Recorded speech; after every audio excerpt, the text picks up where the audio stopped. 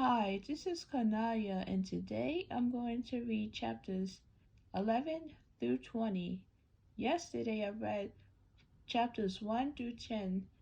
Chapters 1 through 10 is when they were homeless and they lived in a wooden house, and there wasn't enough people to fit in the house. So they had to find a way to make it work. So the homeless people didn't have money, didn't have food or anything. Then, and then when a whole, that's when a whole innocent was starting. Then his grandpa told Charlie a story about Willy Wonka and his chocolate factory. And then they have to figure out a way to find the golden ticket. So and then Charlie's birthday was coming up, and he and his mom bought him a present, which is his mother got him a candy bar for his birthday. So at least that's good news. And so, and bad news from either point, like either his high points or low points. So there were some low points and some high points during chapters 1 through 10.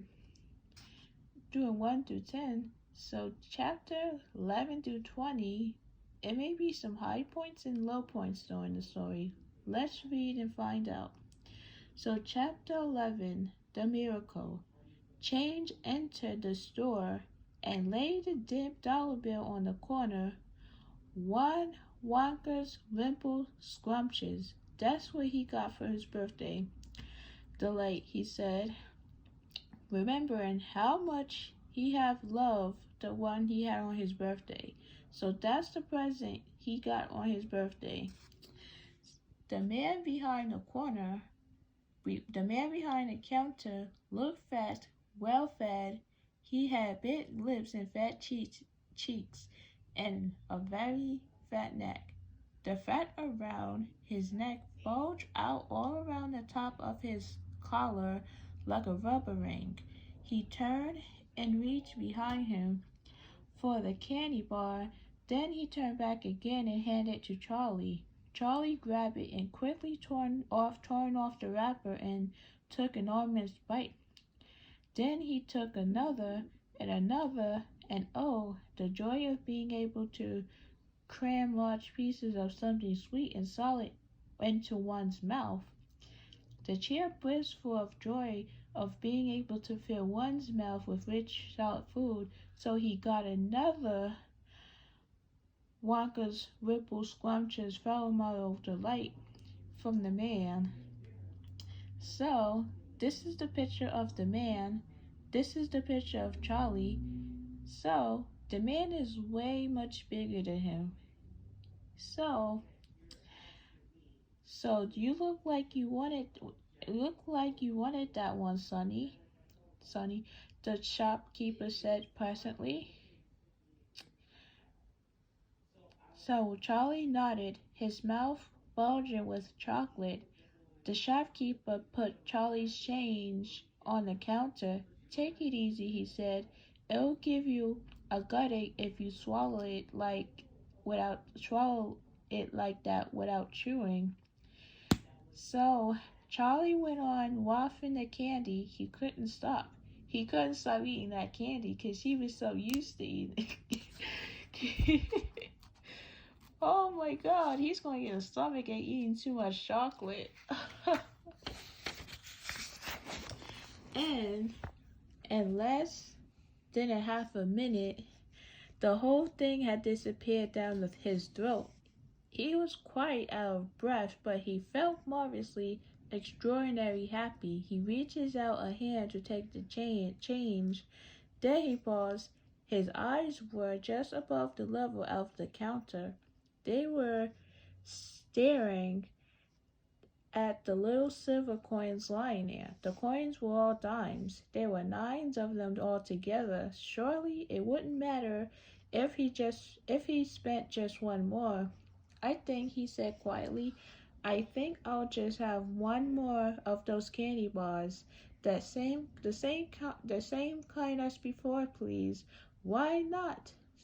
The fat, the fat shopkeeper said, reaching behind him again and take another. Wimple scrumptious fudge mulled away from the shelf. He laid it on the counter. Charlie picked it up and tore off the wrapper, and suddenly from underneath the wrapper there came a brilliant flash of gold. Charlie Charlie's heart stood still. Well, Charlie's heart stood still.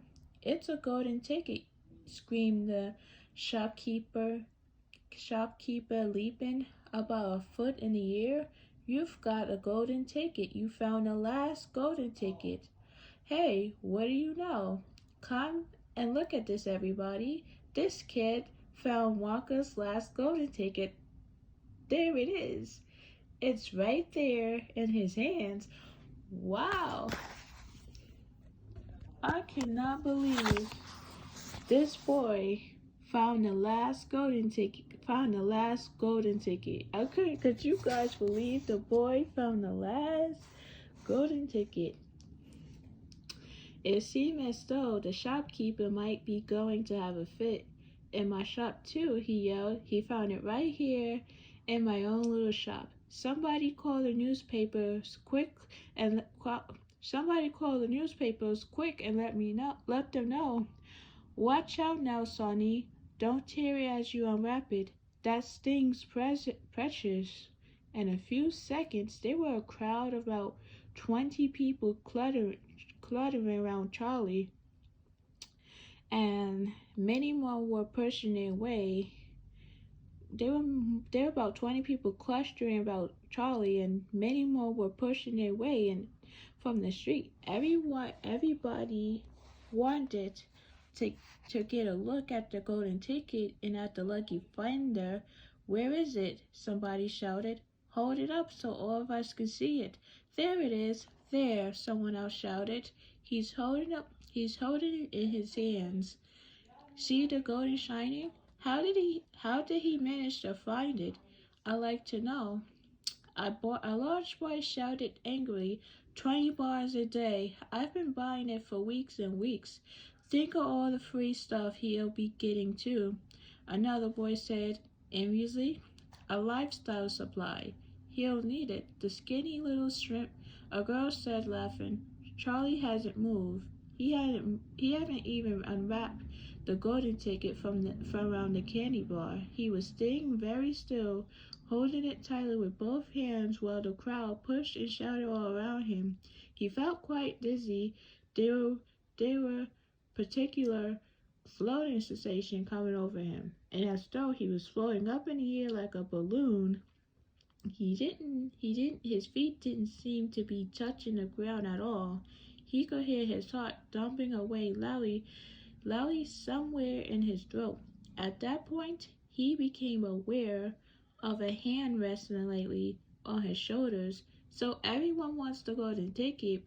They want to see it, and as the boy Charlie was and when he looked up, he saw a tall man standing over him. Listen, the old man whispered, I'll buy it from you. I'll give you $50. How about that? And I'll give you a new bicycle as well, okay? Are you crazy? Shouted a woman who was standing equally close. Why give him $500 for that ticket? You want to sell that ticket for $500, young man? That's quite enough for that, the fat shopkeeper shouted, pushing his way through the crowd and taking Charlie firmly by the arm. Leave that kid alone. Will you make way there? Leave that kid alone, will you? Make way there. Let him out. And to Charlie, as he led him to the door, he whispered, Don't let anybody have it. Take it straight home. quickly before you lose it. Run all the way and don't stop until you get there. You understand?" Charlie understood. Charlie nodded. "You know something," the fat shopkeeper said, pausing a moment and smiling at Charlie. "I have a feeling you needed a break like this. I'm awful glad you got it. Good luck to you, Sonny." "Thank you," Charlie said, and off he went, running through the snow as fast as his legs would go.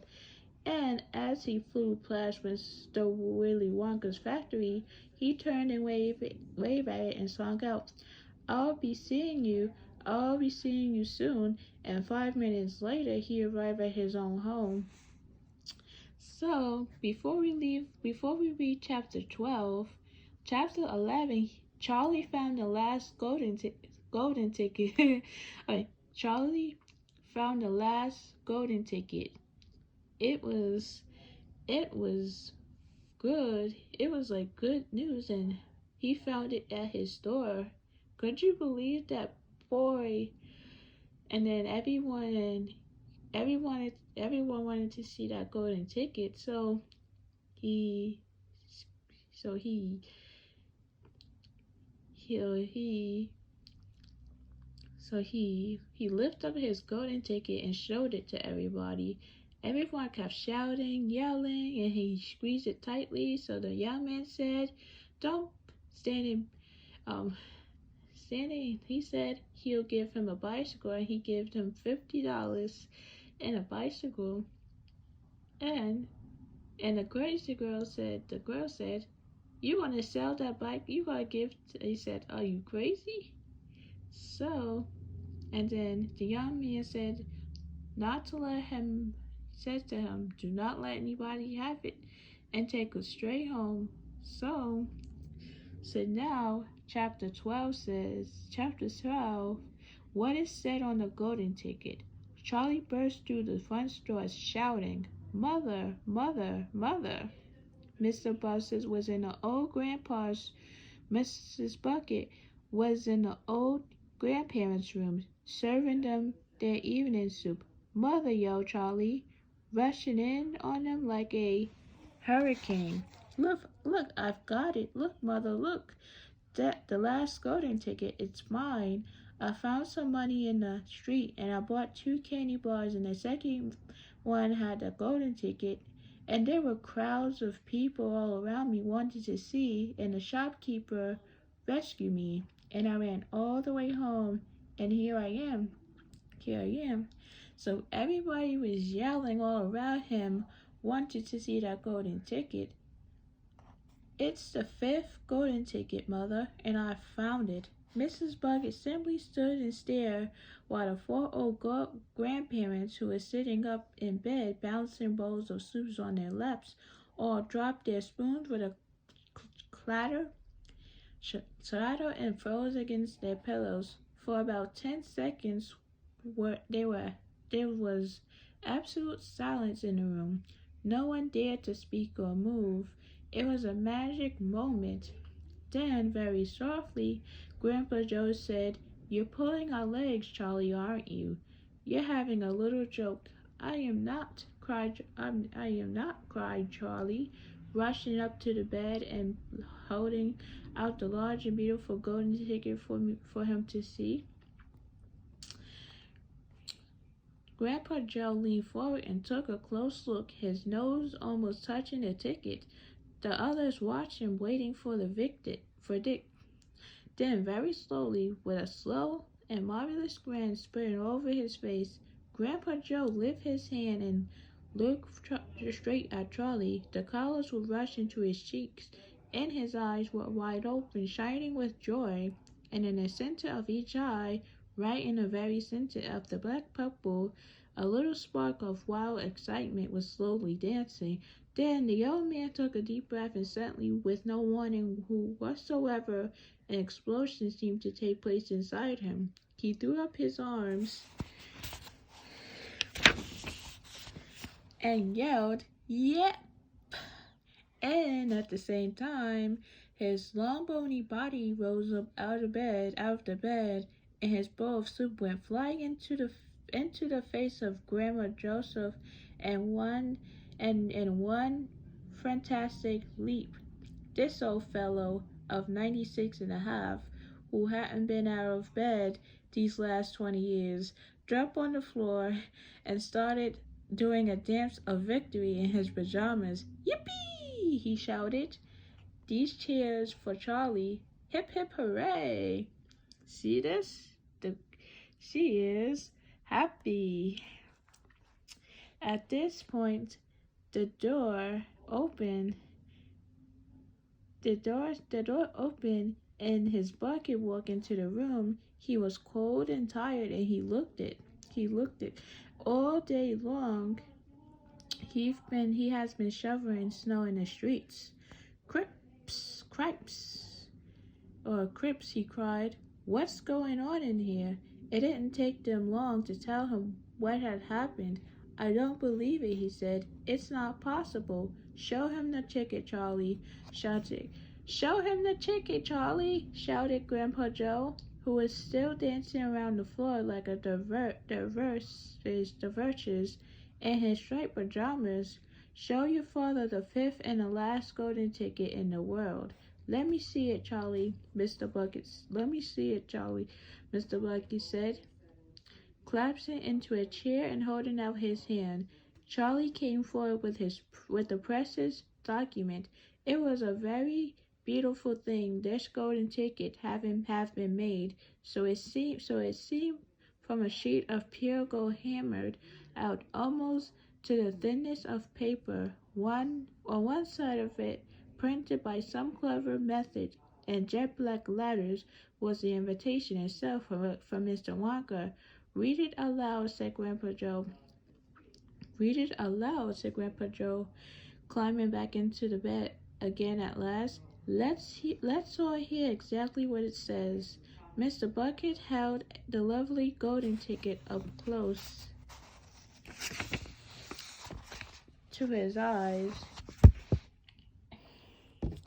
and his hands were trembling slightly, and he seemed to be overcome by the whole business. He took several deep breaths. Then he cleared his throat and said, All right, I'll read it. Here we go. Greetings to you, the lucky fender of this golden ticket, from Mr. Wiki Wonka. I shake you warmly by the hand. Tremendous things are in store for you. Many wonderful surprises await you. For now, I'll invite you to come to my factory and be my guest for one whole day. You and all others who are lucky enough to find my golden tickets. I, Wiki Wonka, will conduct you around the factory myself, showing you everything that there is to see, and afterwards, when it's time to leave, you will be escorted home by a procession of large trucks. These trucks, I can promise you, will be loaded with enough delicious establish to last you and your entire household for many years. If at any time thereafter you should run out of supplies, and you have only to come back to the factory and show this golden ticket, and I shall be happy to refill your cupboard with whatever you want. In this way, you will be able to keep yourself supplied with tasty memorials for the rest of your life. So it's like a letter saying that Mr. Wonka can like say that you can come to my factory and he'll take you a whole tour of his factory. So yesterday I was telling you that his grandpa told the story about Willy Wonka, about people coming into his factory and trying to take the tour of the factory, and then once he leaves, he'll be taking the truck home. So you have only to come back to the factory and show this golden ticket, and I shall be happy to refill your cupboard with whatever you want. And this way, you will be able to keep yourself supplied with tasty morsels for the rest of your life. But this is by no means the most exciting thing that will happen on the day of your visit. I am preparing other surprises that are even more marvelous and more fantastic for you and for all my beloved golden ticket holders. Mystic and marvelous surprises that will entrace delight and troop and intrigue, astonish, and perplex you beyond measure. In your wildest dreams, you could not imagine that such things could happen to you. Just wait and see. And now here are your instructions. The day I have chosen for the visit is the first day of the month of February. On this day and on no other, you must come to the factory gates at 10 o'clock sharp in the morning. Don't be late, and you're allowed to bring with you either one or two members of your own family to look after you and to ensure that you don't get into much and you don't get into much mischief. One more thing, be certain to have this ticket with you, otherwise you will not be a minute. Signed, Willy Wonka. The first day of February, cried Miss Bucket. But that's tomorrow. Today's the last day of January, I know it is. So, Crips, said Mr. Bucket. I think you're right. You're just in time, shouted Grandpa Joe. There's not a moment to lose. You must start making preparations at once. Wash your face, comb your hair, scrub your hands, brush your teeth, blow your nose, cut your nails, polish your shoes, iron your shirt, and for heaven's sake, get all that mud off your get all that mud off your pants. You must get ready, my boy. You must get ready for the biggest day of your life. Now don't overexcite yourself, Grandpa, Mrs. Bucket said, and don't fuss the poor Charlie. We must all try to keep very calm. Now, the first thing to decide is this: who's going to go with Charlie to the factory? I will, shouted Grandpa Joe, leaping out of bed once again. I'll take him. I'll look after him. You leave it to me. So he's getting ready for this big day tomorrow. He's getting ready for this big day tomorrow. Wow. Mrs. Bucket smiled at the old man. Then she turned to her husband and said, How about you, dear? Don't you think you ought to go? Well, Mr. Bucket said, pausing to think about it. No, I'm not sure that I should, but you must. There's no must about it, my dear, Mrs. Bucket said gently. Mind you, I love to go. It'll be tremendous exciting, but on the other hand, I believe that the person who really deserved to go, most of us, is Grandpa Joe himself. He seems to know about it than we do, provided, of course, then he feels well enough. Yippee! Shouted Grandpa Joe, zizzing Charlie by his hands and dancing around the room. He certainly seems well enough. He certainly seems well enough, Miss Bucket said, laughing. Yes, perhaps you are right after all. Perhaps Grandpa Joe should be the one to go with him. I certainly can't go by myself and leave the other three people all alone in bed for a whole day. Hallelujah, yelled Grandpa Joe. Praise the Lord. At that point, there came a loud knock on the front door. Mr. Bucket went to open it, and the next moment, swarms of newspapermen and photographers were pouring into the house. they had tracked down the fender of the fifth golden ticket, and now they all wanted to get the full story for the front page of morning papers. For several hours, they were complete pandemonium in a little house, and it must have been nearly midnight before Mr. Bucket was able to get rid of them so that Charlie could go to bed. So, so now, after Charlie got his big ticket, he showed it to his family, and he's getting ready for the big day tomorrow. So, chapter 13, the big day arrives.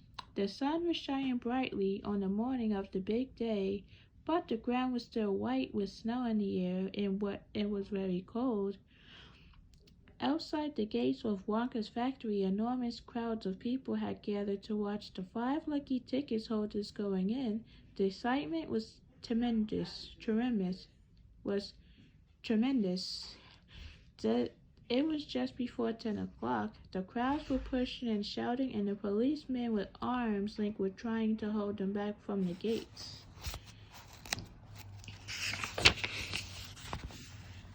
Right beside the gates, and a small group that was carefully shaded from the crowds by the police stood for 5 famous children together with the grown-ups who came with them.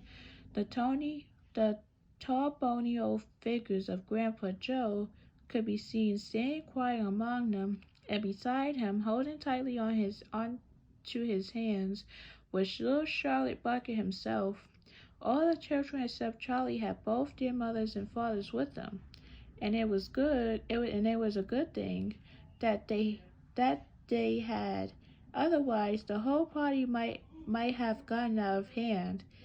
They were so eager to get going with their parents, were having to hold them back by force to prevent them from climbing over the gates. "Be patient," cried the fathers, "but still, it's not time yet. It's not 10 o'clock. Behind him, Charlie Bucket could hear the shouts of the people in the crowd as they pushed and fought to get a glimpse of the famous children. "There's Violet Bugrade."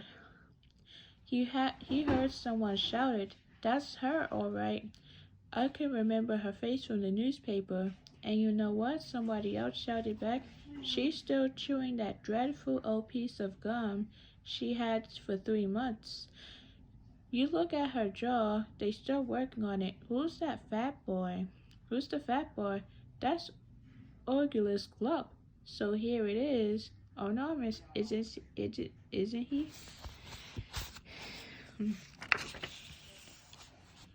"So fantastic. Who's the kid with a picture of the Lone Ranger stenching on his windbreaker?"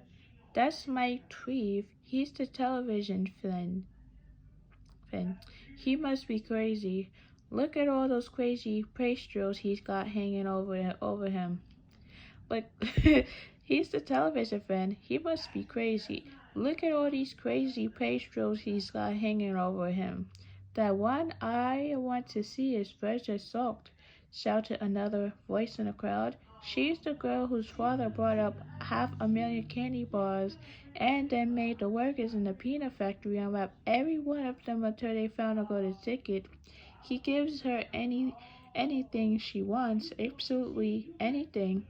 She only has to start screaming for it and she gets it. Dreadful, isn't it? Shocking, I call it. Which do you think is her?" "That one. Over there on the left. The little girl in the silver mock coat." "Which one is Charlie Bucket?" "Charlie Bucket? He must be that skinny little shrimp staying beside the old fellow who looks like a skeleton right close to us. Just there, see him? Who hasn't he got a coat on his wooden cold weather? Don't ask me. Maybe he can't afford to buy one. Jeepers, he must be freezing." Charlie, standing over a few paces away from the speaker, gave Grandpa Joe's hand a squeeze, and the old man looked down at Charlie and smiled. Somewhere in the distance, a church clock began striking 10, very slowly, a loud squeaking of rusty hangs, the great iron gates of the factory began to swing open. The crowd became suddenly silent. The children stopped jumping about. All eyes were fixed upon the gates. There he is, somebody shouted. That's him. So it was. Chapter 13. They was in, Charlie got ready for the big day, and now they were on the factor. So, Chapter 14, Mr. Willy Wonka. Chapter 14, Miss Willy Wonka. Mr. Wonka was staying all alone just inside the open gates of the factory, and what an extraordinary little man he was. He had a black tie hat on his head. He wore a tail coat made of a beautiful plum-colored velvet. His trousers were bottle green. His gloves were pearly gray. And in one hand he carried a fine gold top walking cane. Covering his chin, there was a small neat point to his black beard, a goatee, and his eyes were most marvelously bright. They seemed to be sparkling and twinkling at you all the time. The whole face, in fact, was alight with fun and laughter. Oh, how clever he looked, how quick and sharp and full of life. He kept making quick, jerky little moves.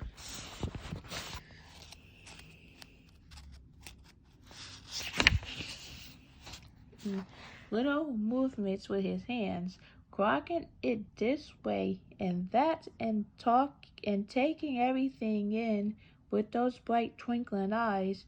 He was a squirrel, and the quickness of his movement like a quick traveling old squirrel from the park. Suddenly he did a funny little skip and dance in the snow, and he spread his arms wide, and he smiled at 5 children who was clustered near the gates, and he was called out, "Welcome, my little friends. Welcome to the factory." His voice was high and fluey. "Would you come forward one at a time, please?" he called out, "and bring your parents. Then show me your golden ticket and give me your name. Who's first?" The big fat boy stepped up. I'm Orgulus Glup," he said. "Orgulus," cried Mr. Wonka, seizing his hand and popping it up and down with terrific force. My dear boy, how good to see you. Delight, charmed, overjoyed to have you with us. And these are your parents? How nice. Come in. That's right. Step through the gates." Mr. Wonka was clearly just excited as everybody else. "My name," said the next child to go forward, "is Vergua Salt. My dear Vergua, how did you do? What a pleasure this is.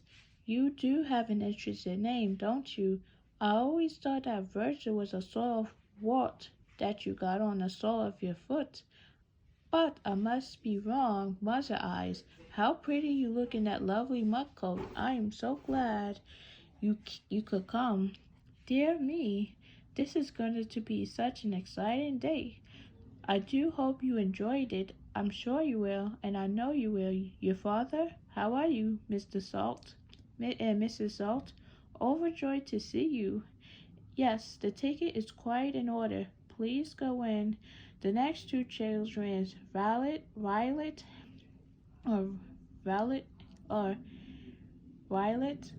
Boogerang, and Mike Trevi come forward to have their tickets examined, and then to have their arms practically pumped off their shoulders by energetic Mr. Wonka. And last of all, a small nervous voice whispered, "Charlie Bucket." "Charlie," cried Miss Wonka. Well. So there you are. You're the one who found your ticket, and only yesterday, aren't you? Yes. I read all about it in this morning's papers. Just in time, my dear boy. I'm so glad, so happy for you, and this, your grandfather, Delight, to meet you, sir. Overjoyed and rapid, enchanted. All right, excellent. Is everybody in now? 5 children? Yes, good. Now, will you please follow me? Will you please follow me? Our tour is about to begin, but do keep together. Please don't wander off by yourself. I shouldn't like to lose any of you at this stage of the proceeding. Oh dear me, no. Charlie glanced back over his shoulders and saw the great iron entrance gate slowly closing behind him. The crowds on the outside were still pushing and shouting. Charlie took a last look at them. Then, as the gates closed with a clang, all the lights of the outside would disappeared. Here we are, cried Mr. Wonka, trotting along in front of the group. Thought this big red door, please. That's right, it's nice and warm inside. I have to keep it warm inside the factory because of the workers. My workers are used in an extremely hot climate. They can't stand the cold. They perish if they weren't outdoors in this weather. They freeze to death. But who are these workers? Asked Oogla Glug. And in good time, my dear boy, said Mr. Wonka, smiling at Argus. Be patient. You shall see everything as we go along. Are all of you inside? Good. Would you mind closing the door? Thank you. Charlie Bucket found himself standing in the lower corridor that stretched away in front of him as far as he could see. The corridor was wide that a car could easily have been driven along it. The walls were pale pink. The lighting was soft and pleasant. How lovely and warm, whispered Charlie. I know. And what a marvelous smell, answered Grandpa Joe, taking a long, deep sniff. All the most wonderful smells in the world seemed to be mixed up in the air around them. The smell of roasting coffee and burnt sugar and melted chocolate and mint and violets and crushed hazelnuts and apple blossom and caramel and lemon peel. And far away in the distance, from the heart of the great factory, came a muffled wail of energy, as though of some monstrous, gigantic machine was spinning its wheel at breakneck speed. Now this, my dear children, said Mr. Wonka, raising his voice above the noise, this is the main corridor. Will you please hang your coats and hats on these pegs over there? Then follow me. That's the way. Good. Everyone ready? Come on, then. Here we go. He trotted off rapidly down the corridor with the tails of his plum-colored violet coat flapping behind him, and the visitor all hurried after him. So, Mr. Wonka is showing them the tour of the factory. It was quite a large party of people. When you come to think of it, there were 9 grown-ups and 5 children, 14 in all. So you can imagine that there was a good deal of pushing and shoving as they hustled and bustled down the passage, trying to keep up with the swift little finger in front of them. Come on, cried Mr. Wonka. Get a move on, please. We'll never get around today if you draddle like this.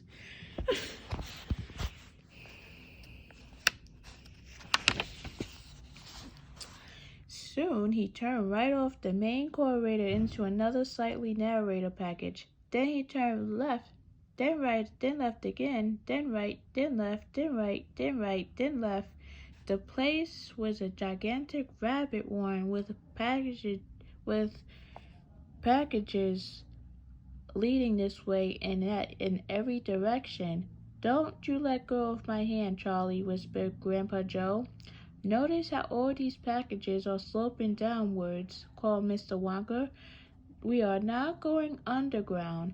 All the most important rooms in the factory are deep down below the surface. Why is that, somebody asks.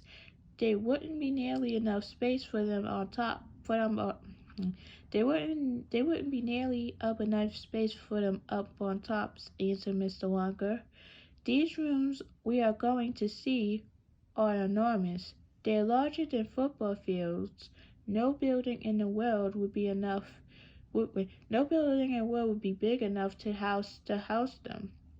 But down here, underneath the ground, I've got all the space I want. There's no limit so long as I hollow it out. Mr. Wonka turned left, he turned left. Mr. Wonka turned right, he turned left, he turned right again. The passages were sloping steeper and steeper downhill now. Then suddenly Mr. Wonka stopped. In front of him there was a shiny metal door. The party crowded round. On a dog in large letters it says the chocolate room. So now Mr. Willy Wonka is showing a tour of his factory. So, Chapter 15, The Chocolate Room. An important room this, cried Mr. Wonka, taking a bunch of keys from his pocket and slipping one into the keyhole of the door. This is the nerve center of the whole factory, the heart of the whole business, and so beautiful. I insist upon my rooms being beautiful. I can't abide ugliness in factories. And we go then. But do be careful, my dear children. Don't lose your heads. Don't get overexcited. Keep very calm. Mr. Wonka opened the door. 5 children and 9 grown-ups pushed their ways in, and up. What an amazing sight it was that now met their eyes. They were looking down upon a lovely valley. They were green meadows on either side of the valley, and along the bottom of it there flowed a great brown river. What is more than a tremendous waterfall halfway along the river? A steep cliff, a steep cliff over which the water curled and rolled into a solid sheet, and then went crashing down into a boiling, charming whirlpool of froth and spray. So, this is the chocolate room, but they can't. So now, let's see, completely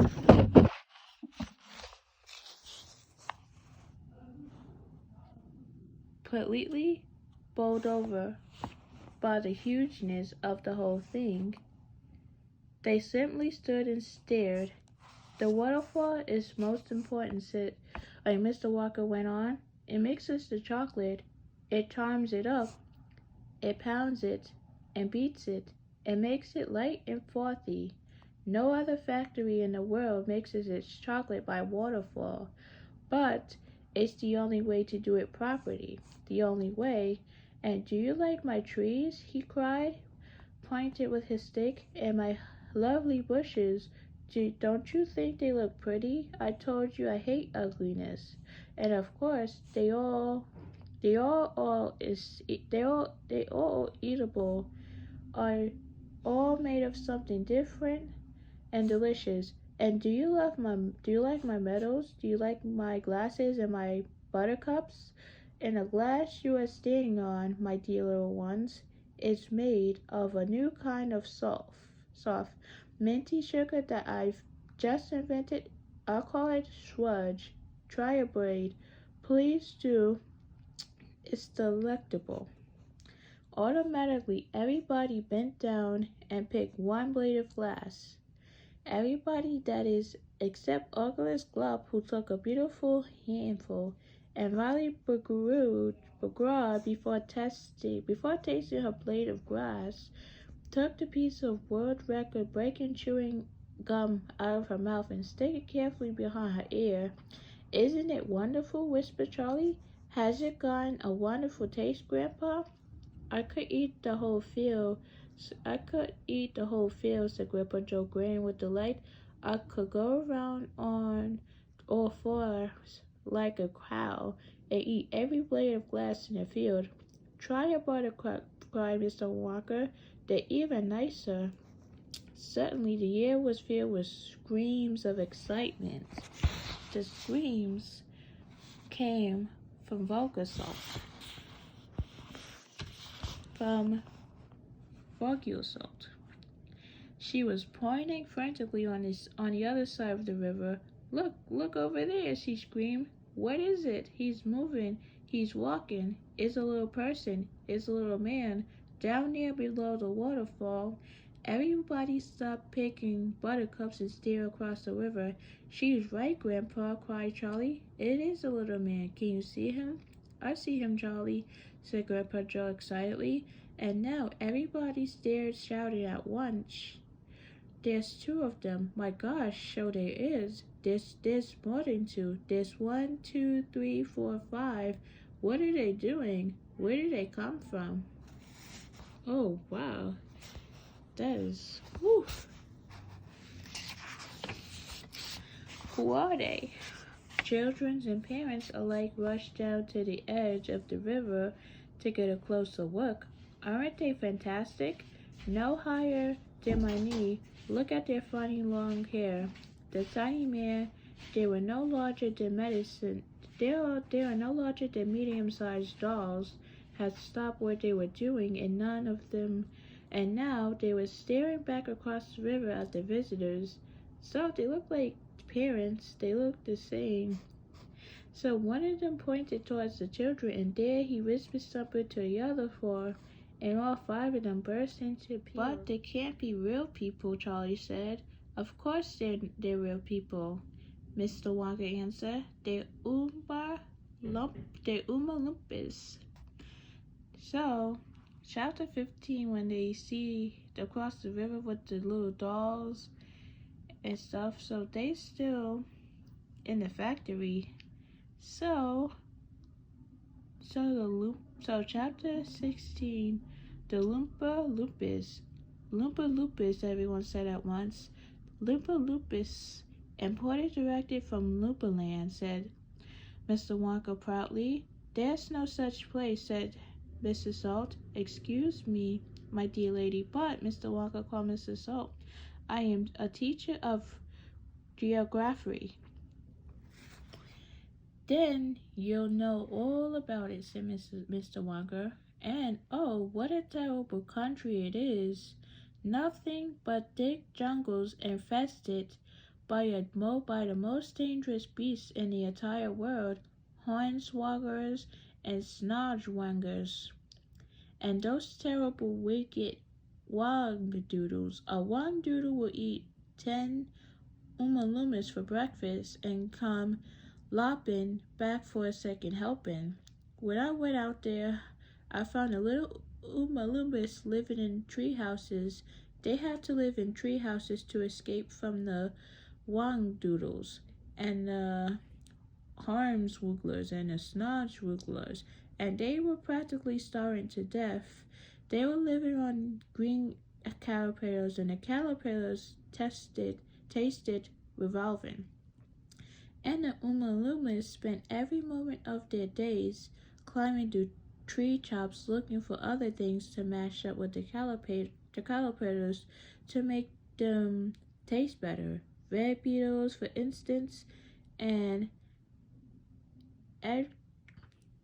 Asclepias leaf, and the bark of bonbon trees, and all of them beastly, but not quite so beastly as the caterpillars.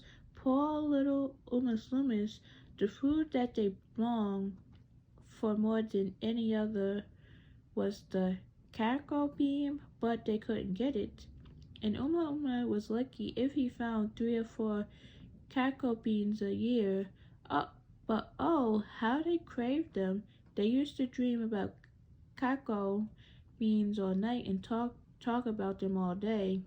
You had only to mention the word cacao and an Oompa Loompa,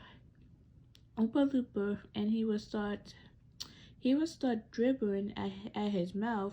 The cocoa bean, Mr. Walker continued, which grows on a cocoa tree, happens to be the thing from which all chocolate is made. You cannot make chocolate without the cocoa bean. The cocoa bean is chocolate. I myself use billions of cocoa beans every week in this factory. And so, my dear children, as soon as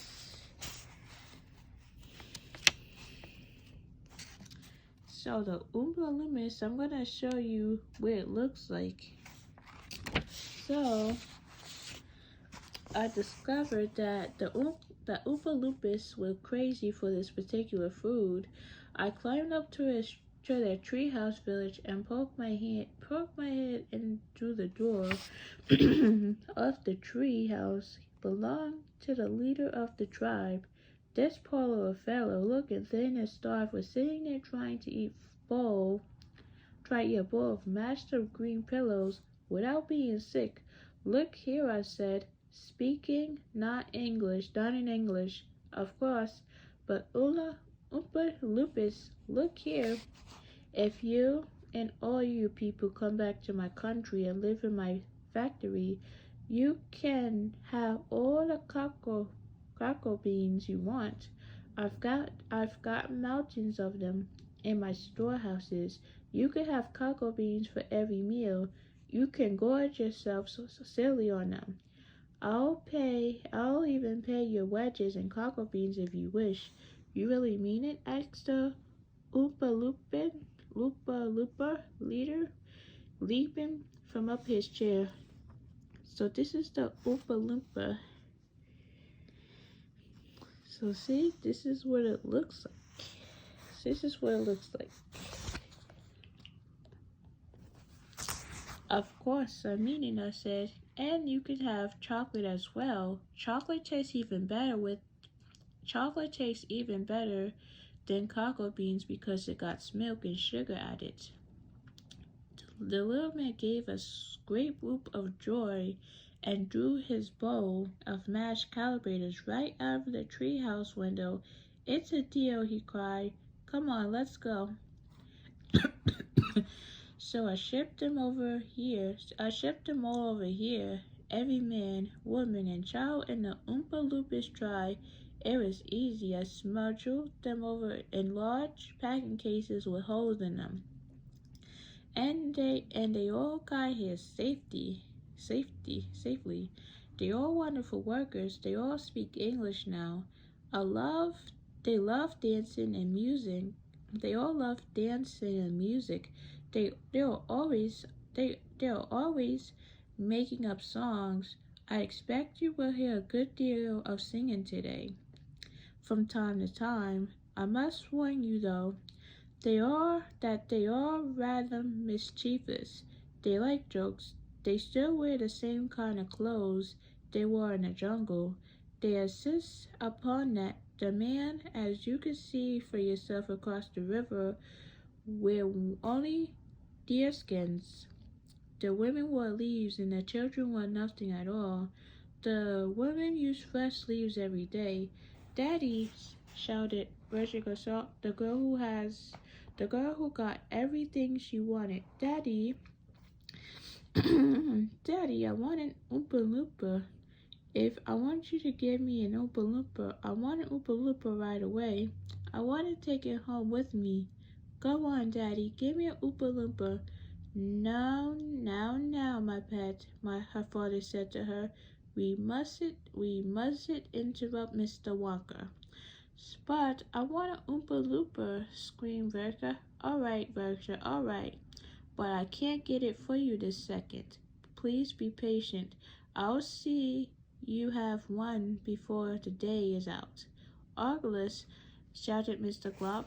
Arglist, sweetheart. Argutus, sweetheart. I don't think you had better do that. Argus Scoop, as you might have guessed, had quite sneaked down to the edge of the river, and he was now kneeling on a riverbank, scooping hot melted chocolate into his mouth as fast as he could. So, after he saw a tutorial on this, so the Oompa Loompa is, so this is Mr. Wonka was saying, like the Oompa Loompa is small. So, chapter 17, Argylus Glub goes up the pipe. When Mr. Wonka turned round and saw what Argylus Glub was doing, he cried out, "Oh no! Please, Archytas, please, I beg you not to do that. My chocolate must be untouched by human hands." "Argylus!" called out Mrs. Glub. "Didn't you hear what the man said? Come away from that river at once." "This stuff is terrific," said Argylus, taking not the slightest notice of his mother or Mr. Wonka. "Oh boy, I need a bucket to drink it properly." "Argylus, Argylus," cried Mr. Wonka, hopping up and down and wiggling his stick in the air. You must come away. You are dirty in my chocolate." "Argylus," called Mr. Glub. "Argylus," cried Mr. Glub. If Argylus was deaf to everything except the core of his enormous stomach, he was now lying full length on the ground with his head far out over the river, leaping up the chocolate like a dog. "Argylus," shouted Mrs. Glub, you'll be giving that nasty coat of yours to about millions of people over the country." "Be careful, Argylus," shouted Mr. Glub. "You're leaning too far out." Mr. Glub was absolutely right, for suddenly there was a shriek, then a splash, and into the river went Argylus Glub. And in 1 second he had disappeared out of the brown surface. "Save him!" screamed Mr. Glub, going white in the face and waving his umbrella about. He'll drown. He can't swim a yard. Save him! Save him!" "Good heavens, woman," said Mr. Glub. "I am not diving in there. I've got my best suit on." Our gestures.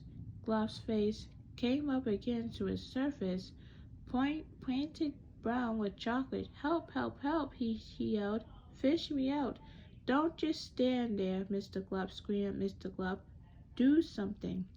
"I am doing something," said Mr. Glub, who was now taking off his jacket and getting ready to dive into the chocolate. But while he was doing this, the Wedge Boy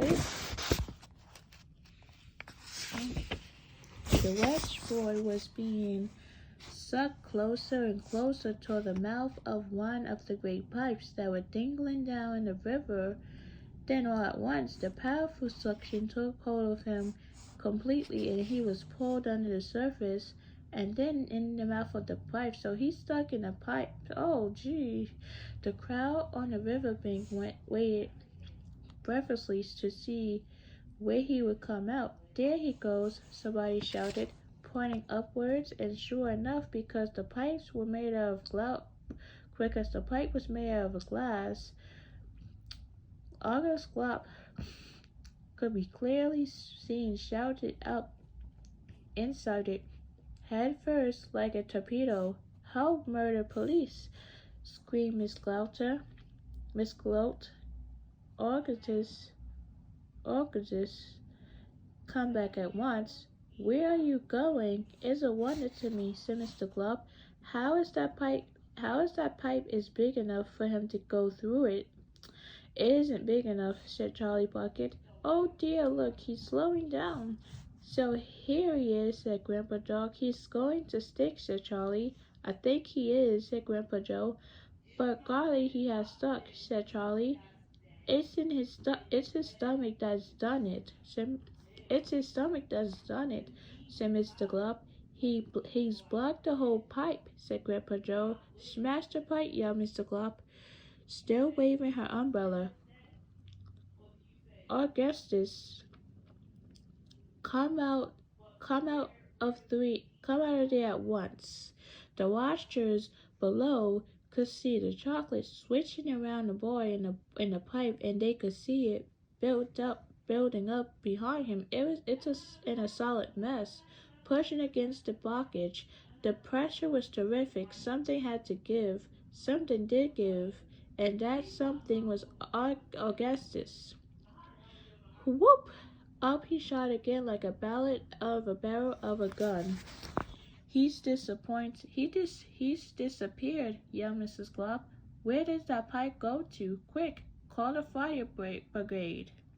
Keep calm, cried Mr. Wonka. Keep calm, my dear lady. Keep calm. There is no danger, no danger whatsoever. August has gone on to a little journey, that's all. A most interesting little journey, but he'll come out of it just fine. You wait and see. So he's stuck in the pipe. Oh, how can he possibly come out just fine? Snapped Mrs. Glop. He'll made into marshmallows in 5 seconds. Impossible, cried Mr. Wonka. Unthinkable. Inconceivable. Sir. He could never be made into marshmallows. So why not, may I ask? Shouted Miss Glop.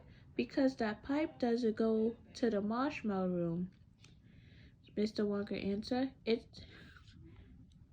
doesn't go anywhere near that pipe. One August went up happens to lead directly to the room where I make a most delicious kind of strawberry flavored chocolate coated fudge. Then he'll be made into the strawberry flavored chocolate fudge, screamed Mr. Flood. My poor Augustus.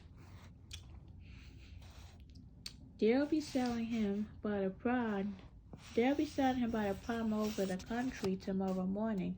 Quite right, said Mr. Glopper. I know I'm right, said Miss Glopper. It's beyond a joke. And let's see.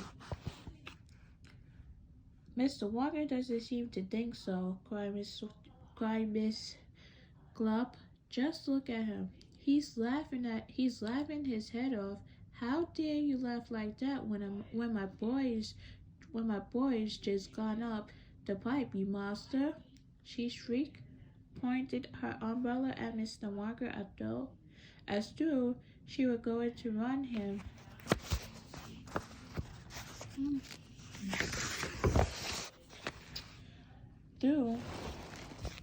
So you think it's a joke, do you? You think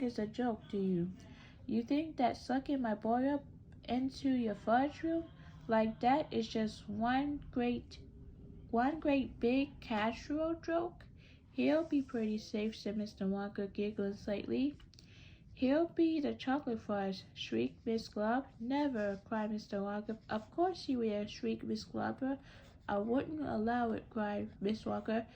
And why not? Shrieked Miss Glop. Because the taste would be terrible, said Mr. Wonka. Just imagine it. Argus favor chocolate coated glop? No one would buy it. They most certainly would, cried Mr. Glop as indignantly. I don't want to think about it, shrieked Miss Glop. Nor do I, said Mrs. Wonka, and I do promise you, madam, and that your darling boy is perfectly safe. If he's perfectly safe, then where is he? Snapped Miss Glop. Let me to him this instant. Mr. Wonka turned around and clicked his fingers sharply, click, click, click 3 times. Immediately, as Oompa Loompa appeared, as if from nowhere, and stood beside him. The Oompa Loompa bowed and smiled, showing beautiful white teeth. His skin was rosy white, his long hair was golden brown, and the top of his head came just above the height of Miss Wonka's knee. He wore the usual deerskin slung over his shoulder. Now listen to me. said Miss Wonka, looking down at the tiny man.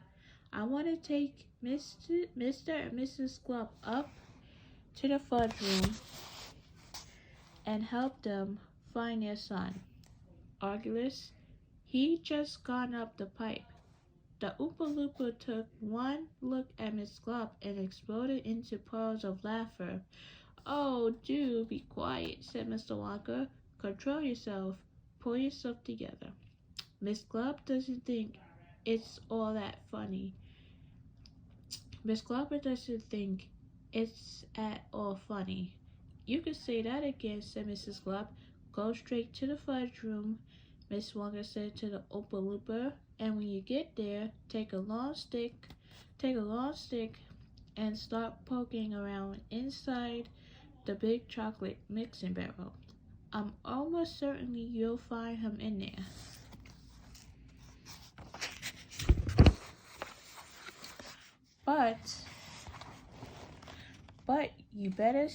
But you better look sharp. You'll have to hurry. If you leave him in the chocolate mixing barrel too long, he's liable to get poured out into the fudge boiler, and that really would be a disaster, wouldn't it? My fudge would become quite uneatable." Mr. Glub let out a shriek of fury. "I'm joking," said Mr. Wonka, giggling madly behind his beard. "I didn't mean it. Forgive me. I'm so sorry. Goodbye, Miss Glub, and Mr. Glub. Goodbye. Goodbye. I'll see you later." As Mr. and Mrs. Glub and their tiny escort hurried away, the 5 Oompa Loompas on the far side of the river suddenly began hopping and dancing about and beating wildly upon a number of very small drums. "Argus Glub," they chanted. "Argus Glub, Argus Glub, Argus Glub." "Grandpa," cried Charlie, "listen to them, Grandpa. Listen to them, Grandpa. What are they doing?" "Shh," whispered Grandpa Joe. "I think they're going to sing us a song." So this is a song part that... So let's see if I can listen to this song. This is like a song, but let's see if I can listen to the words of this song. Oh.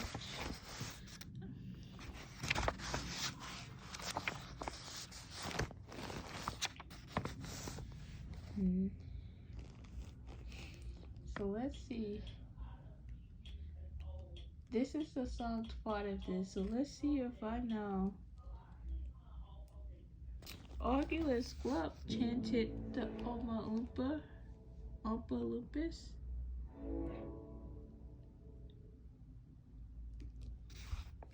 Let's see. Argus.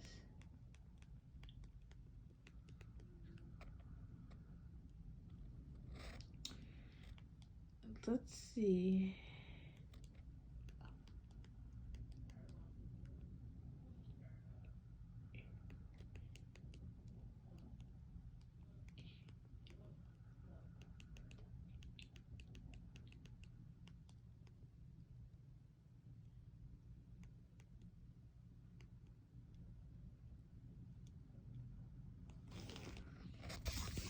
Let's see if we can listen. Forget about these commercials. Oompa Loompa, Oompa. Hookah, hookah, hookah, hookah, says fancy for you. Hookah, hookah, who's the truth? Yeah, you wait, you say, what do you think? When you get your face, you know, fashion says my face free is. So you said free, Chris. You say, you said, free. Others better fit. Hookah, hookah, hookah, the good have 3 6 feet face road hookah. This view is exactly just the same. This is not the limelight, guys. So, where we go? Let's go. Let me find this.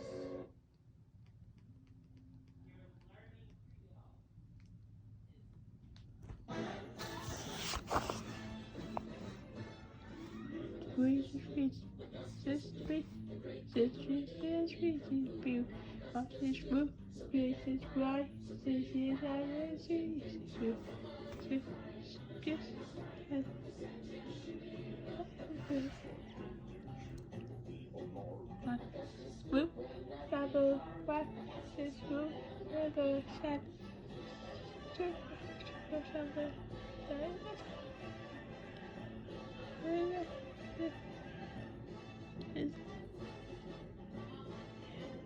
glasses group, the glasses group, the big greedy knocker boop.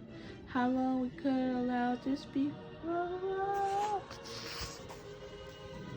Glasses group, a glasses group, a glasses group. Let's see if I can know the words to this song.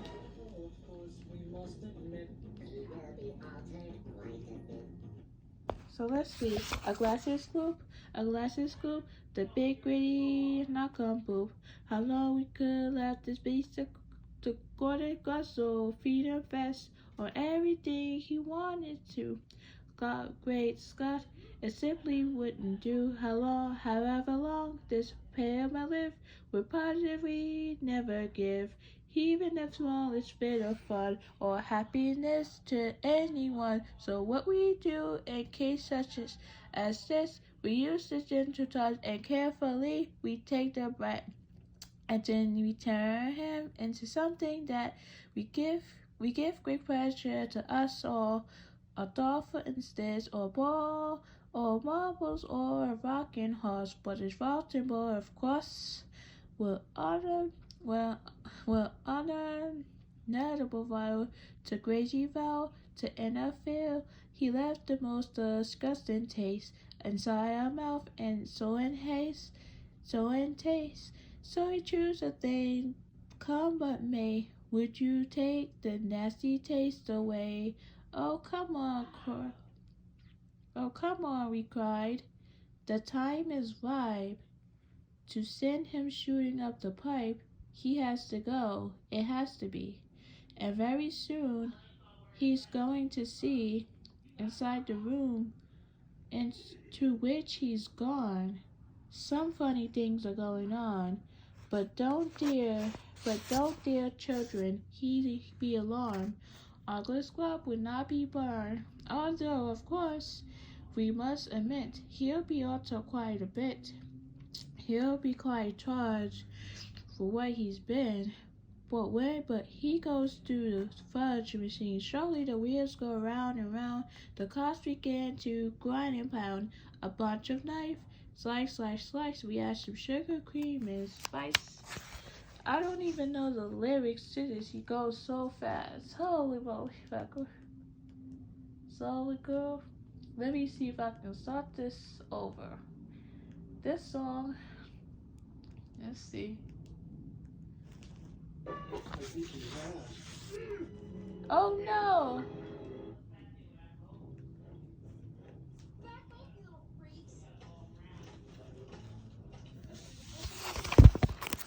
See? That's. Well, I believe they're going to treat us to this, so it is quite a special occasion, of course. They have a fresh audience in many movies.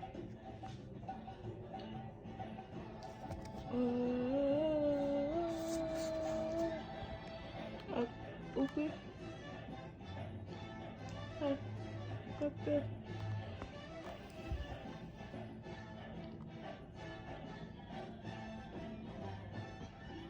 August Club, the Great Big Greedy Market Crew, August Club, so big and vile, so greedy, vile, and her face.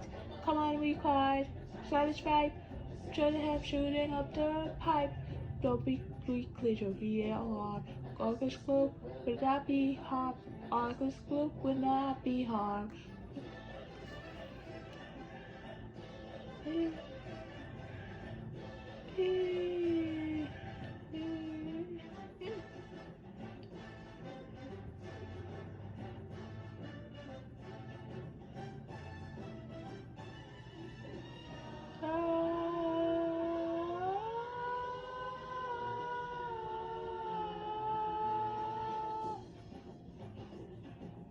Uh-oh.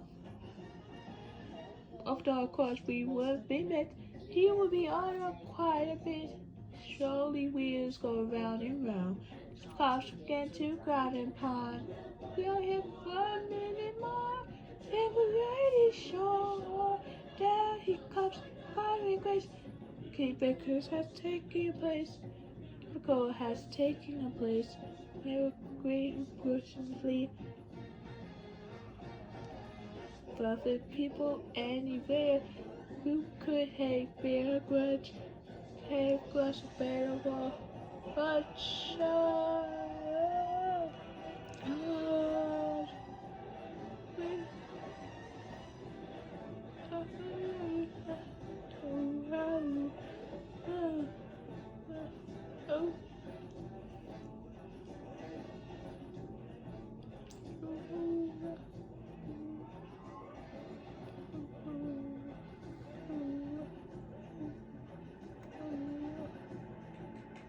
Oh, bravo! Aren't they charming?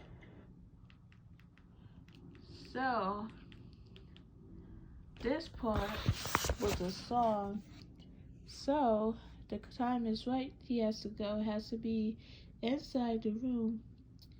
So, where she's gone, some things are funny. So,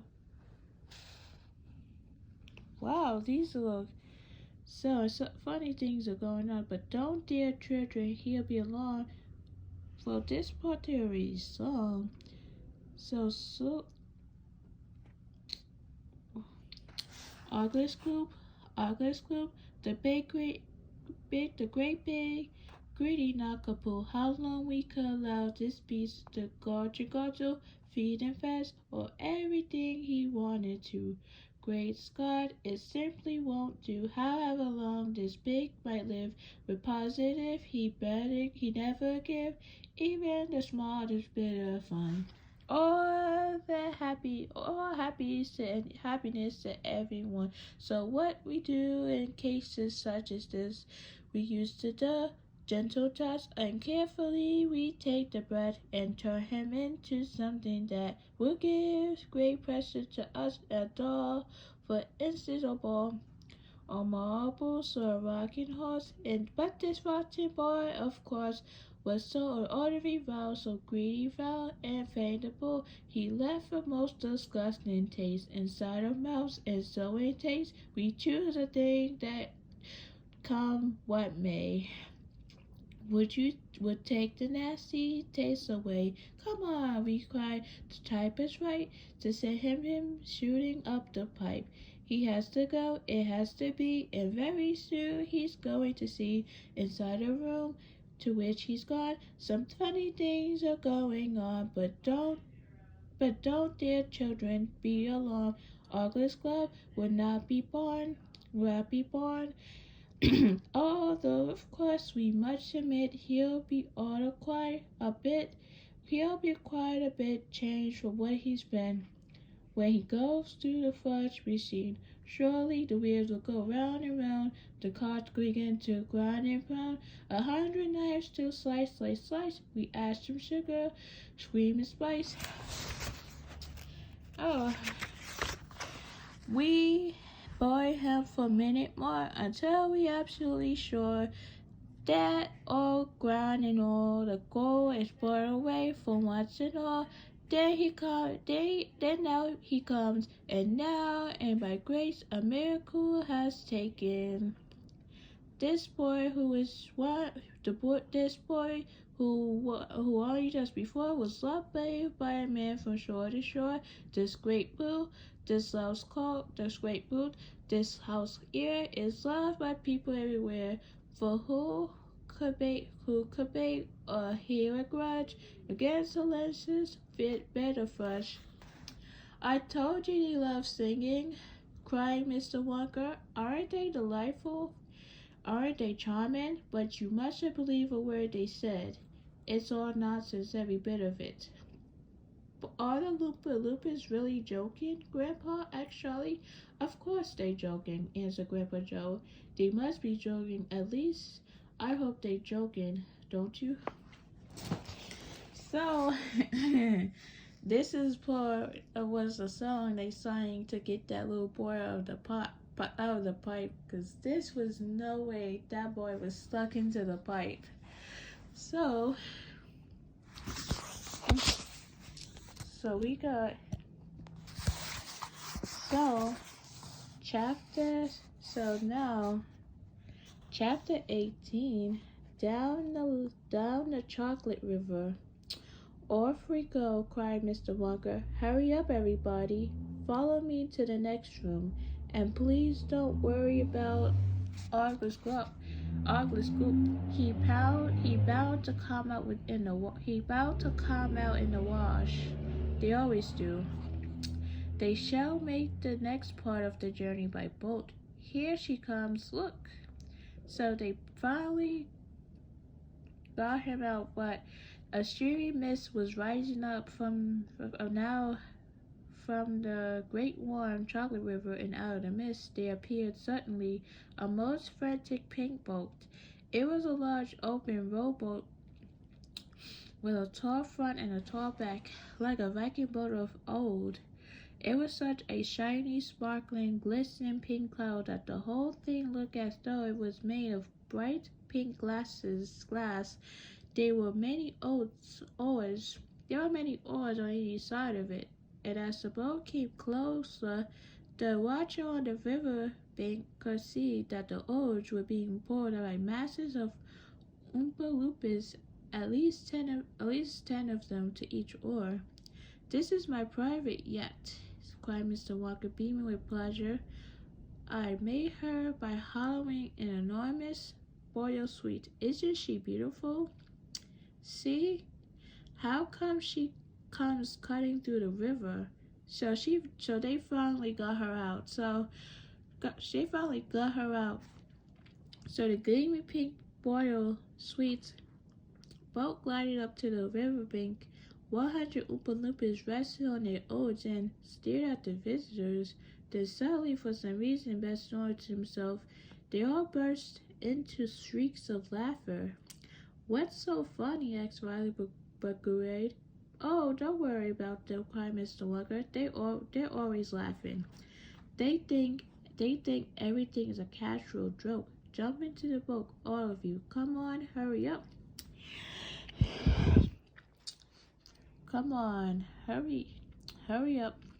As soon as everyone was safely in, the Oompa Loompas pushed the boat away from the bank and began to row swift downriver. Hey there, Mike Trivy, shouted Mr. Walker. Please. Wow, please do not lick the book with your tongue. It'll only make us sticky.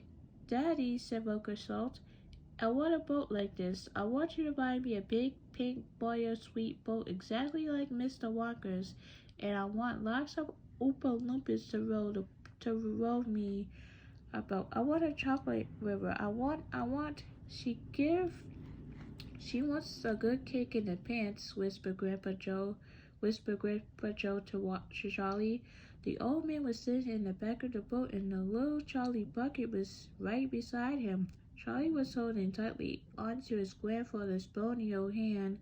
He was whirled out of excitement. Everything that he had seen so far, the great chocolate river, the waterfall, the huge sucking pipes, the candy meadows, the Oompa Loompa, the beautiful pink boats, and most of all, Mr. the Wiggly Walker himself have been so astonishing that he began to wonder whether there could possibly be any more astonishment left. Where were they going now? What were they going to see? And what in the world was going to happen in that next room? Isn't it so marvelous? Said Grandpa Joe, grinning at Charlie. Charlie nodded and smiled up at the old man. Suddenly, Mr. Walker, who was sitting on Charlie's other side, reached down into the bottom of the boat, picked up a large mug, dipped into the river, filled it with chocolate, and handed it to Charlie. Drink this, he said. It'll do you good.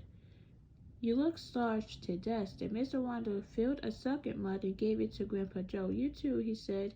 You must look like a skeleton. What's the matter? What's the matter? Hasn't there been anything to eat in your house lately? Oh, no. Not much, said Grandpa Joe.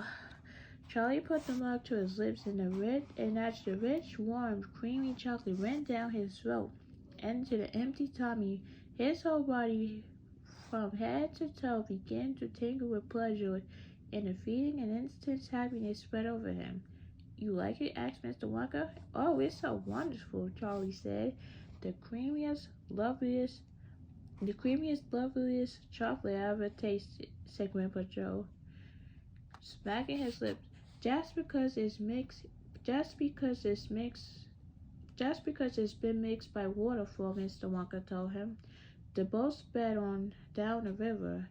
The river was getting narrower. There was some kind of a dark tunnel ahead. A great round tunnel that looked like an enormous pipe, and the river was turning right into the tunnel, and so was the boat. Row on, shouted Miss Wonka, jumping up and waving his stick in the air. Full speed ahead, and with the Oompa Loompas rowing faster than ever, the boat shot into the pitch-dark tunnel, and all the passengers screamed with excitement. How can they see where they're going? Shrieked Valley Brigade in the darkness. There was no knowing where they're going, cried Miss Wonka. There was no knowing where they're going, cried Miss Wonka, hooting with laughter. There is no earthly way of knowing which direction they are going. There are no knowing where they're warring, or which way the river is flowing. Not a speck of light is showing. So the danger must be growing for the rowers to keep on rowing, and they certainly not showing any signs that they are slowing. He's going off his racket. He's gone off his racker, shouted one of the fathers again. I guess. And the other bandits joined in the chorus as frightened shouted, He's crazy, they shouted.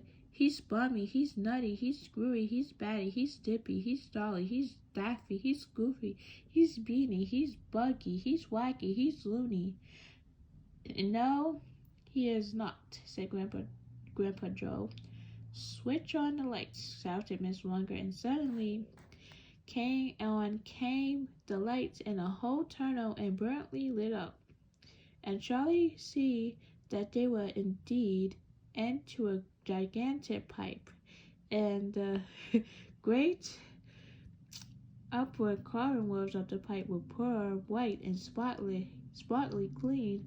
The river of chocolate was flowing very fast inside the pipe, and the Oompa Loompas were all roaring like crazy, and the boat was rocking along at a furious pace. Miss Wonka was jumping up and down in the back of the boat and calling to the rowers to row faster and faster still. He seemed to love the sensation of whizzing through a white tunnel in the pink boat on a chocolate river, and he clapped his hands and laughed and kept glancing at his passengers to see if they were enjoying as much as he. Look, Grandpa, cried Charlie. There's a door on the wall.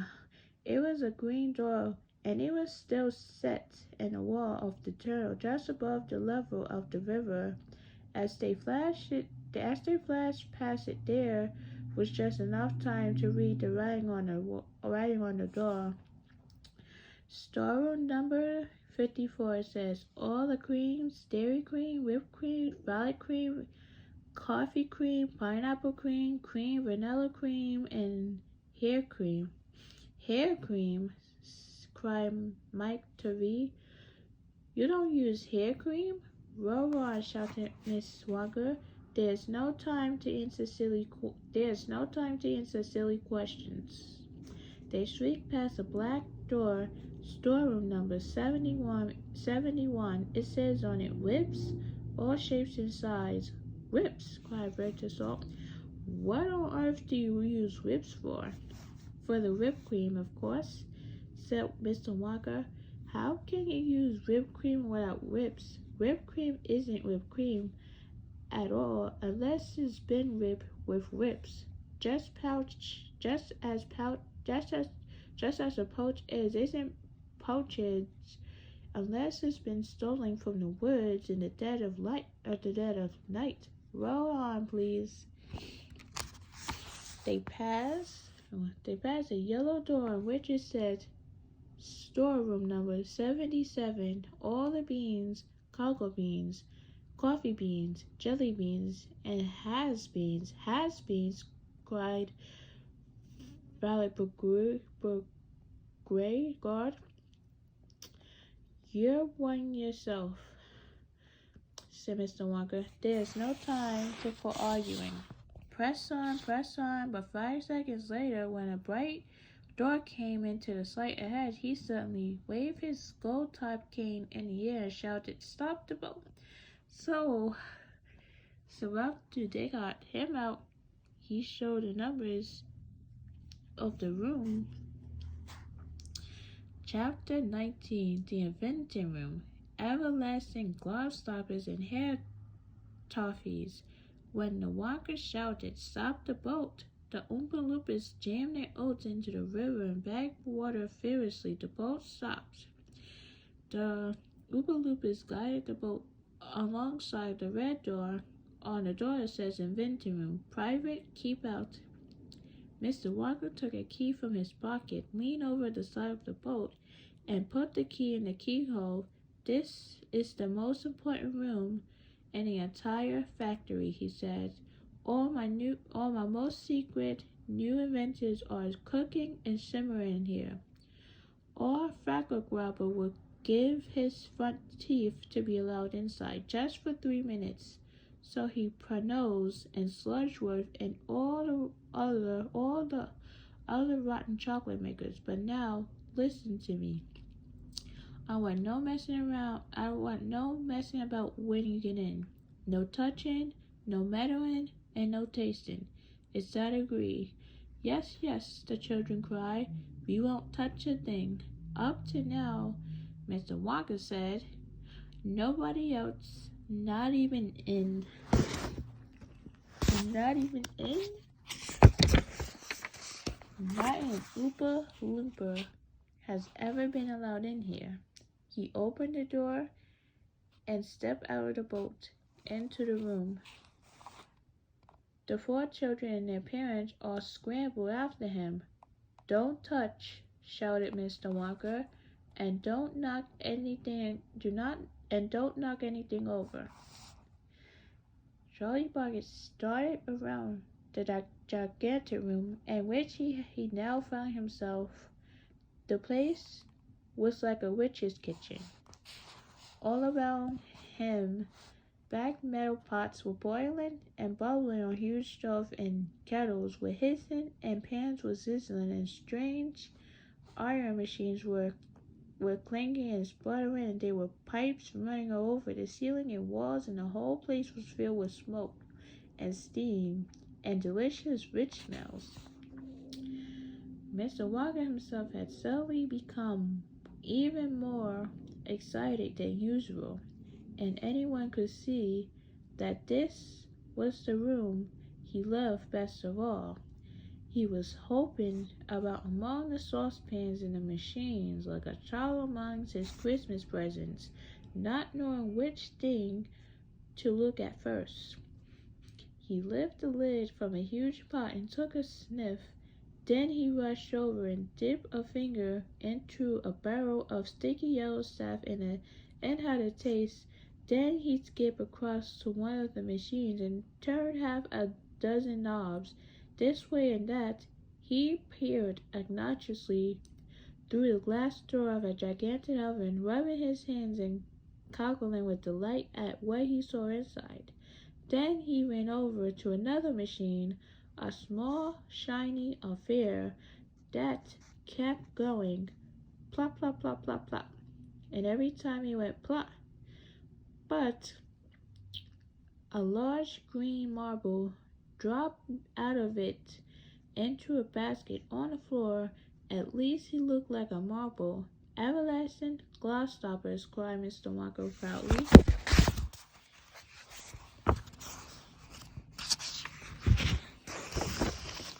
So they're completely new.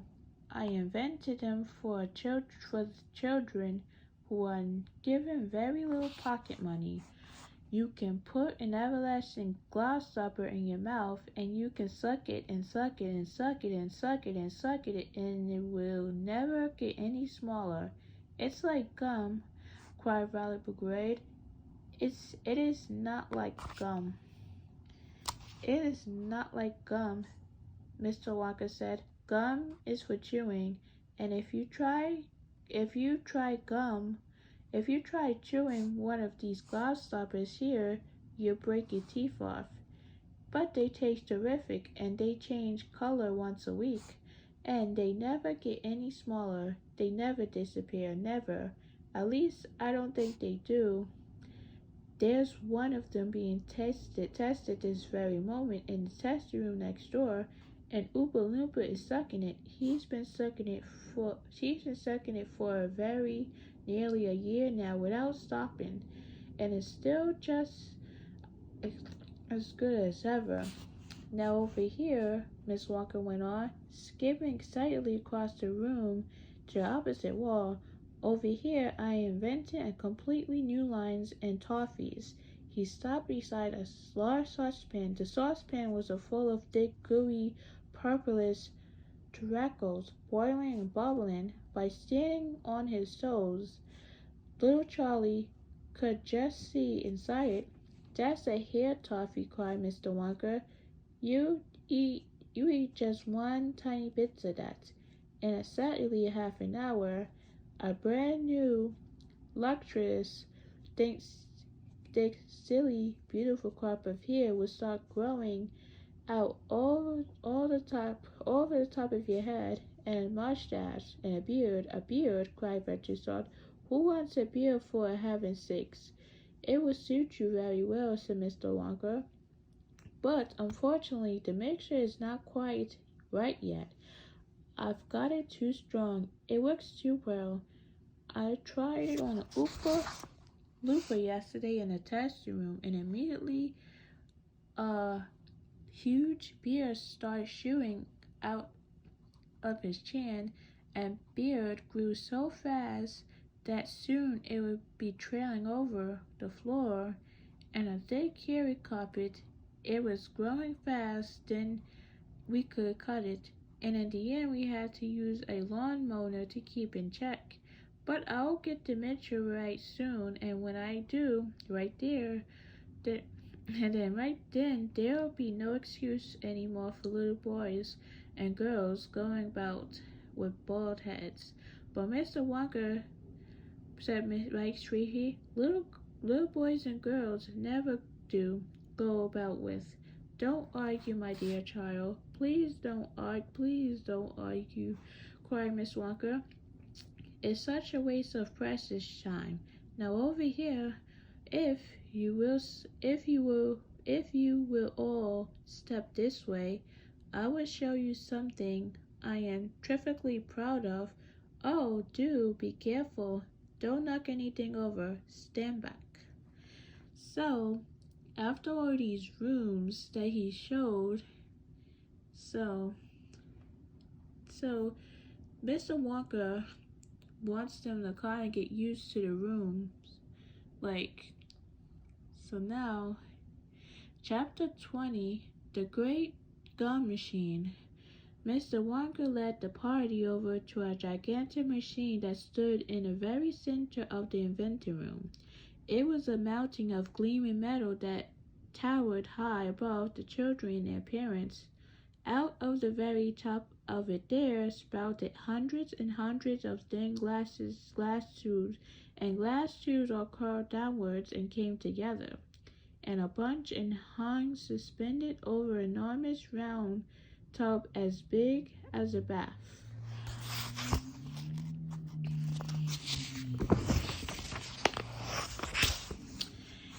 Here we go, cried Mr. Wonka, and he proceeds three different buttons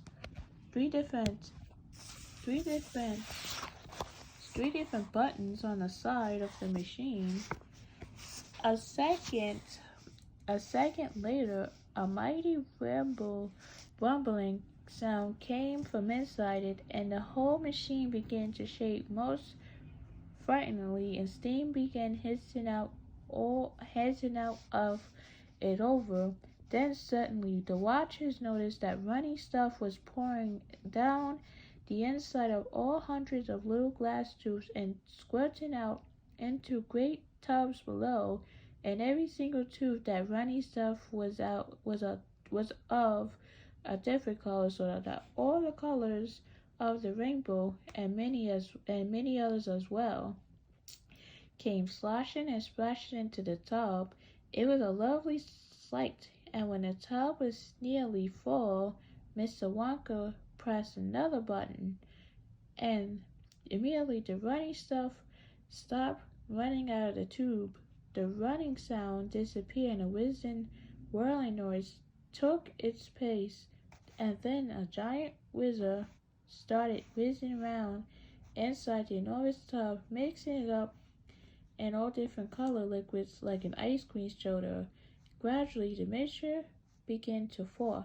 It became frothier and frothier, and then turned blue to white to green to brown to yellow to black to blue again. Watch, said Mr. Wonka. It's like a color machine, like something changes colors. So click went the machine, and the swizzer stopped swizzing, and now they came a sort of sucking noise, and quietly all the blue frothy mixture in the huge basin was sucked back into the stomach of the machine.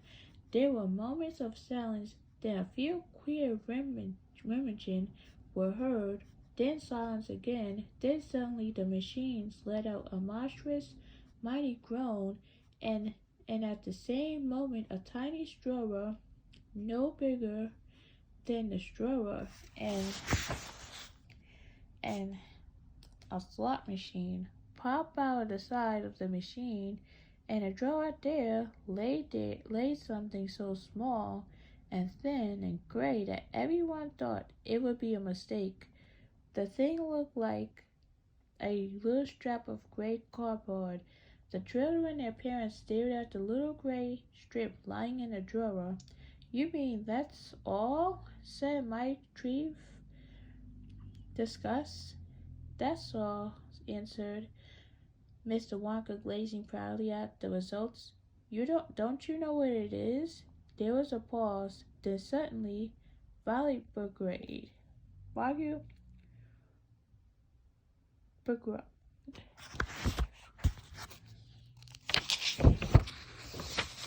So the goofy, gum-chewing girl let out a yell of excitement. By gum, it's gum, she shrieked. It's a stick of chewing gum. Right you are, cried Mr. Wonka, slapping Violet Hurd on the back. It's a stick of gum. It's a stick of the most amazing and fabulous essential gum in the world. So, chapter 20, when he showed the gum machine, so the gum can change colors. So, at least this is a good story. So tomorrow I'll read chapters 21 to 30. So